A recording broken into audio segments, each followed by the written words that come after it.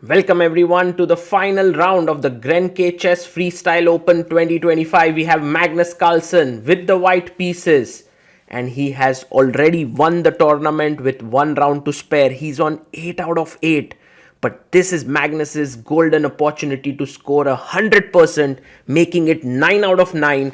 But his opponent is the German number 1, Vincent Keimer. What a pairing this is for the last round of this event. It's simply spectacular because Magnus and Vincent were two players who were on the front banner of this entire tournament when it was being promoted, and now here they are facing off against each other in the final round. Of course, Magnus has won the event, but Vincent has a chance to finish second, and that would mean that he would qualify for the Las Vegas event. So there's a lot at stake for Vincent, and we all remember how their matchup in Weissenhaus went, where Vincent managed to beat Magnus. And if there's someone who plays freestyle chess as good as Magnus Carlsen, or maybe even better that happened in Weissenhaus, it is Vincent Keimer. So today is going to be a brilliant encounter, and there we see the position has been drawn and Vincent is placing the pieces. So is Magnus. We have some kids standing there looking at what's happening. We have Jan Henrik Buettner behind Magnus Carlsen, the founder of freestyle chess. Tremendous amount of things happening here, and will be very exciting to follow this game. The players adjust their pieces. Vincent is already thinking about what Magnus's first move is going to be. It's not at all easy in freestyle chess to know what they will play. They have to free roll, and here they go. Handshake. The clock has started and we are ready to rock and roll. Let's have a look at the pieces here and try to understand what the first move is going to be. We have the knight, bishop, rook, queen, knight, king, bishop and rook. D4 by Magnus. He opens up the queen here and he asks Vincent, what are you going to do? F6, opening up your bishop. B6, maybe. D5 says Vincent, I'm going symmetrical here. Just simple chess. And now Magnus has to decide next. This is a very interesting position, because we only have two pieces which started off on the same square as a normal chess game, queen and the rook. Knight comes out to b3, looking at the c5 square. Vincent goes f6. Now this opens up the bishop, and maybe with c6 he will open up the other bishop as well. Magnus moves the same piece twice in the opening. Now this rule of chess remains the same in freestyle as well, that don't keep moving your same piece twice in the opening. But Magnus has a threat. He's trying to threaten the b7 pawn. And Vincent simply defends it with his knight. He goes knight to d6. And maybe next move he's simply going to kick the knight away with b6. Magnus goes h4. He's making use of the rook being here, trying to activate it. This is something that Magnus has always spoken about, that when your rook is on this square, push your rook pawns. a5 by Vincent. He's gaining space on the queen side, and maybe in some ways he's trying to go b6 so that knight a6 doesn't win the bishop. Bishop h2 played, now threatening to take the knight and then the pawn.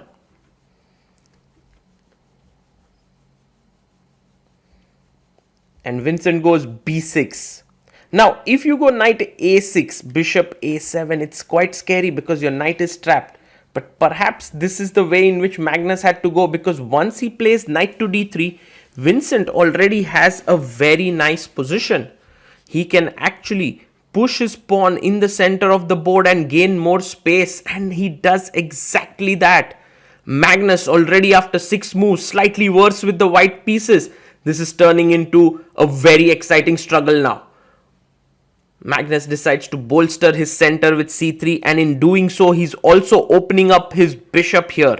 The knight can also move away at some point and try to put pressure on the d5 pawn. Vincent pushes forward with c4, again the best move in the position. His idea now is that he wants to continue playing on the queen side. b5, b4 are his plans. Knight comes out to f4, putting pressure on the d5 pawn.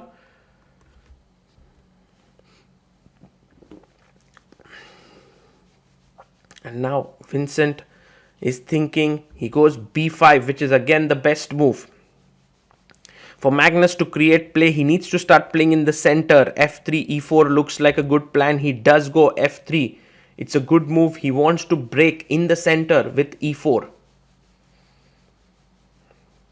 And e5, a very, very dangerous decision by Vincent. Well, he could have played just knight b6, defending the pawn here, but he sees some tactical opportunity. He plays e5. Now the natural question to ask is, after take, isn't the d5 pawn hanging because the queen and knight attack it and only the bishop defends it? Well, Magnus takes the pawn. D takes e5. Vincent chops it off back. Now the knight is attacked. But also, you have to look at the queen which has opened up against the pawn. Magnus says, I don't mind giving up that pawn. I'm taking the pawn on d5. He's taken it with his knight. Black's queen now can chop off the pawn. Which pawn was more important, the d5 pawn or the h4 pawn? Time will tell. Now the best move for white is g4. It's a very, very pretty move. Magnus finds it. Such a beautiful move here by Magnus. He's making space for his king to come to g2 so that the rook is protected and the bishop can move. But Vincent threatens mate in one. Nothing less, nothing more. There's this move, knight b6, very pretty. If you take here, queen d6 check. But Magnus decides to play e3, which is also fine. He blocks the bishop here. The knight protects the pawn. If you take on d5, I take back and then I attack this knight on d6. Vincent plays the best move, queen h6. But in doing so, look at his time. He has 31 minutes on the clock. Magnus has an hour on the clock. The queen now goes back and maybe can come to e6, also putting pressure on the e3 point. King goes to g2 and Magnus is now threatening bishop takes e5, attacking the rook here, attacking the queen with his rook. And the best move for Vincent is to move his queen away to e6. Vincent finds again the best move. He plays queen to e6. This is actually a battle between two really highly skilled freestyle chess players, and hence we are getting some high quality moves. e4 by Magnus, cementing his knight, as Peter Lecco would say, cemento in the center with that knight on d5. What will Vincent do next? Wow, he goes knight to c7. He challenges the knight here in the center of the board, and he's threatening actually. Knight takes d5, pawn takes, queen takes, and there is this bishop hanging behind there. Bishop takes d5, you can take it back. Magnus plays knight to c2. He's ready to give up material. How is that even possible? Take. Well, this looks like you are pawn up, but then rook c d1 and suddenly you lose a piece.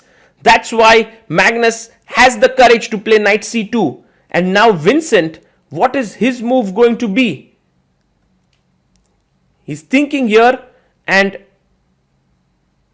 a great move, by the way, here is to push h5. Another great move is long castle. It's such a tough move to play long castle here because your king is going to be exposed. Magnus gets up from his chair. He's confident about his position. He has 50 minutes on the clock. Vincent is low on time than Magnus, but his accuracy has been pretty good here. What is Vincent thinking? Is he planning to long castle? Think about it, guys. Long castle, the king is completely exposed here, but the rook comes into the game and white pieces cannot really attack the king. And then the rook would be defending the d6 knight. So actually you would be threatening to pick up a pawn here. That's the thing. And I love how Vincent is taking his time for his move. Maybe he's also wondering if he can get the move h5, because h5 opens up the white king. If takes here, then basically things really open up. Take, already queen f6. This would be so bad.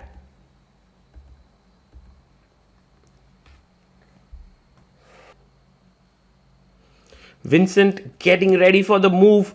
He's now absolutely zoned in. He has to make a move pretty quickly. He cannot take so much time. But even Vincent knows that if he plays this well, he'll get a good position. He removes the king from there and long castles. This is now full on war here. Magnus comes back and plays his knight to e3. An excellent move, because if you take bishop e3, I'll simply take back with the knight. There's no good discovered attack. Maybe knight e4 possible, but I'll just simply move the queen. It doesn't really work. So that's the reason why Vincent goes queen e8. Maybe there was a better move than queen e8. h5 was a better move, but he goes queen e8 here. Magnus writes down his move.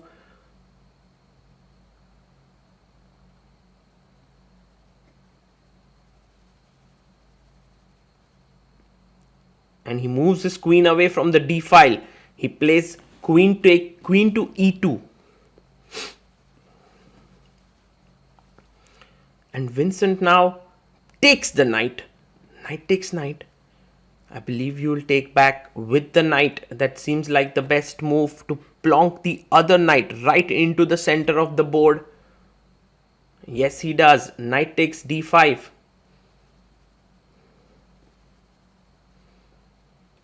And now h5. Beautiful chess by Vincent. He has 18 minutes on the clock. Magnus has 42 minutes.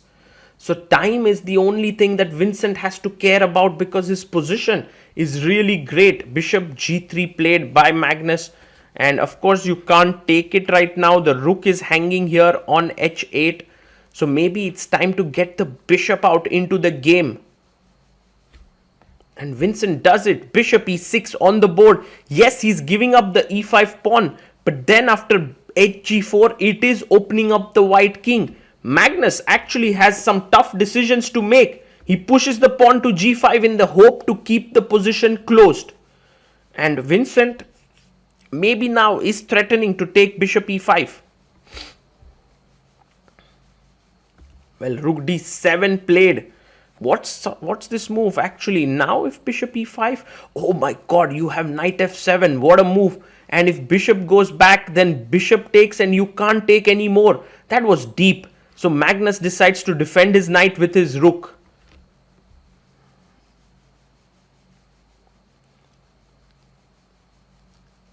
And Vincent now plays h4, giving up a pawn. Bishop takes h4 played by Magnus. He's taken that pawn and he's telling Vincent, what's your compensation, my friend? Well, Vincent says queen d8, and here are the tricks in the position now. Rook takes rook, queen takes pawn. Possible, very much so, why not? The other idea is that bishop cannot move anymore because g5 hangs. So he plays queen e1, defending the bishop on h4.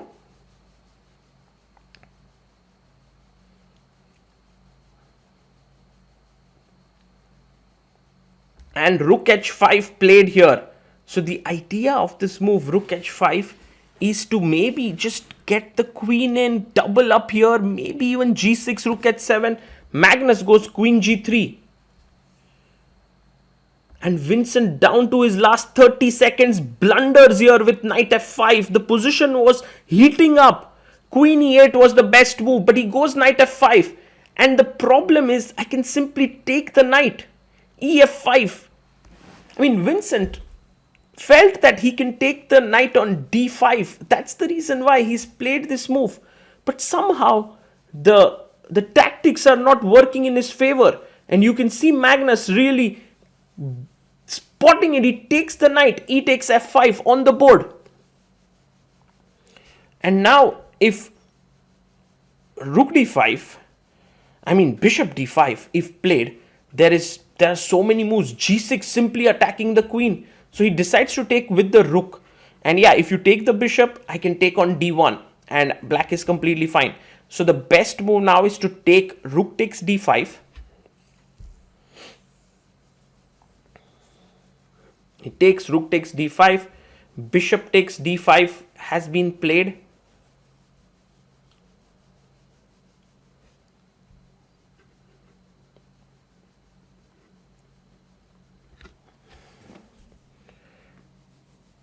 But now Magnus finds another brilliant move. Queen g4. He attacks the rook, also threatens f6. And remember, Vincent had given up a pawn. So he's actually a pawn down. And you can see Vincent's sacrifice there hasn't worked at all. Bishop f7. The material is still okay. He's just a pawn down. But he is worse in a big way now. g6 attacking the queen and also the bishop is super powerful. But Magnus has to be careful about the black queen coming in to d2 to give a check. But he does play g6. It's a powerful move, attacking the bishop.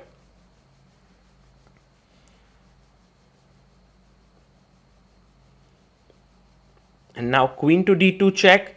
King goes to h3. Very nicely played by Magnus there.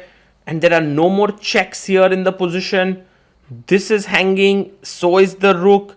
So he has to give up an exchange. Magnus very quickly takes it back with the queen. It's all about tricks now for Vincent Keimer. If he manages to create some tricks in the position, he would be able to survive. But otherwise, he's completely lost. He goes bishop d5, attacking the pawn here on f3. Magnus takes a sip of water and he's wondering what to do. He plays his bishop to e4 right into the center of the board. The bishop is well placed and after takes, he can take back with the queen.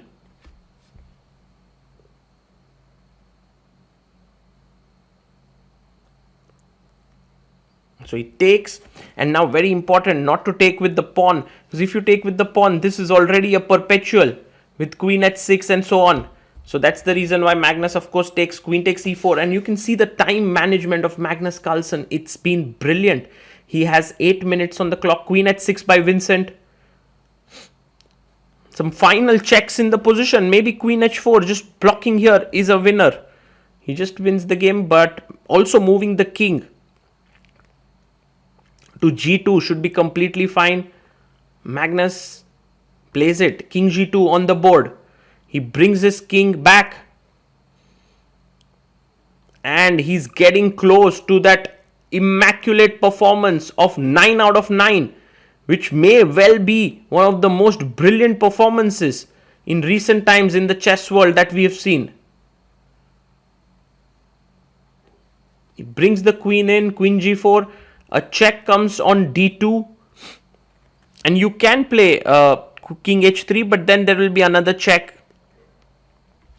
So Magnus does it very beautifully. He goes king g3.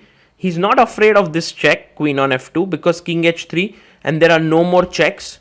Also the bishop check doesn't help because you go king h3 and if there's a check here, you simply come back and there is no more checks.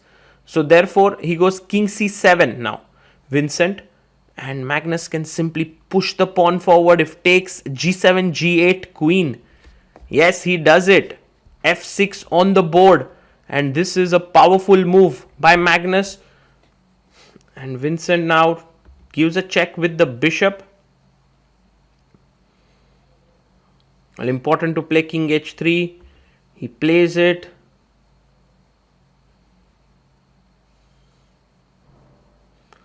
Vincent brings his bishop back to c5. Well, it's not really helping him too much here. I mean, f takes g7 just does the trick. F g7, queen h6, king g2. He takes f g7, queen h6 check.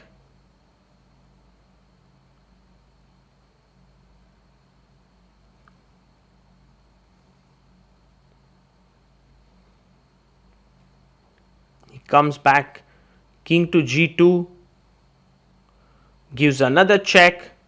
And I like this little triangulation, go with your king here, then go here, and then come back. And in that doing so, black's coordination is broken up. And there's no perpetual. So king g3 played. And now if bishop f2, there is king h3, queen h6, there's king g2 back. And there are no more checks. Magnus is winning here. Vincent Keimer really played well in the first half of the game. But then with time running low and Magnus's super sharp accuracy, he blundered and there has been nothing much that he could do. After that, he resigns. Magnus Carlsen wins the tournament. Of course, he had won it before the round, but now does so in brilliant style. 9 out of 9, unbeaten, undefeated, no draws, a performance of close to 3200 elo. Magnus has done it here, and they are now discussing about the position. You can see Vincent there. Really, he must be unhappy, he must be gutted with this, but still he is in his element. He's happy that he reached here, on the first board in the last round, and it was a great game of chess. Losing to Magnus is no shame, but Magnus Carlsen wins the Grenke Open freestyle chess with some scintillating moves. And congratulations to the man who is called the GOAT by many and may well become the GOAT in the world of chess, accepted by one and all.